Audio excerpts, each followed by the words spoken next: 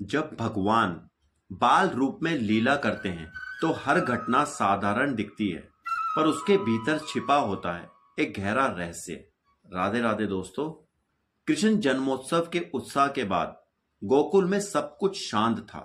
माता यशोदा अपने नन्हे कृष्ण को गोद में लेकर दुलार कर रही थी। उनके हृदय में केवल वात्सल्य था, ममता थी और अपने लाल के प्रति अथाह प्रेम था। लेकिन तभी अचानक बालक कृष्ण बहुत भारी लगने लगे, इतने भारी कि माता यशोदा उन्हें गोद में संभाल ना सकी। उन्होंने धीरे से कृष्ण को भूमि पर बैठा दिया और अपने गृह कार्य में लग गई। पर उसी क्षण कंस का भेजा हुआ एक भयंकर दैत्य तृणावर्त बवंडर का रूप लेकर गोकुल में प्रकट हुआ। उसने बालक कृष्ण को उठाया और अपने कंधे पर रखकर आकाश की ओर उड़ चला। क्षण भर में पूरा वृंदावन धूल और अंधकार से भर गया। आंखों के सामने कुछ दिखाई देना बंद हो गया। माता यशोदा ने जब अपने लाल को नहीं देखा तो उनका हृदय टूट गया। विलाप करने लगी जैसे बछड़े के बिछड़ने पर गाय रोती है। सारी गोपियां दौड़ी चली आई।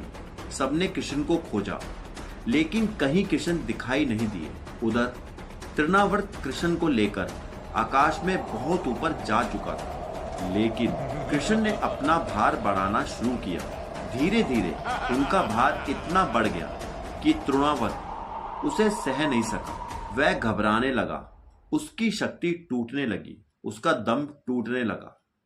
कृष्ण ने उसके गले को इस प्रकार पकड़ा कि वह छूट ही नहीं पाया, और फिर उसकी आंखें बाहर निकल आई और वह आकाश से गिरकर वृंदावन की भूमि पर आ गिरा। उसका विशाल शरीर चूर चूर हो गया, लेकिन बालक कृष्ण उसके शरीर के ऊपर हंसते खेलते सुरक्षित बैठे थे। जब गोपियों ने यह दृश्य देखा तो वह आश्चर्य और प्रेम से भर उठी। उन्होंने तुरंत कृष्ण को उठा लिया और अपने हृदय से लगा लिया।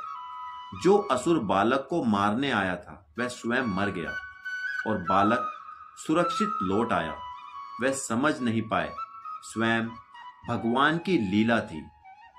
नंद बाबा ने जब यह सब सुना तो उन्हें वासुदेव की बात याद आई।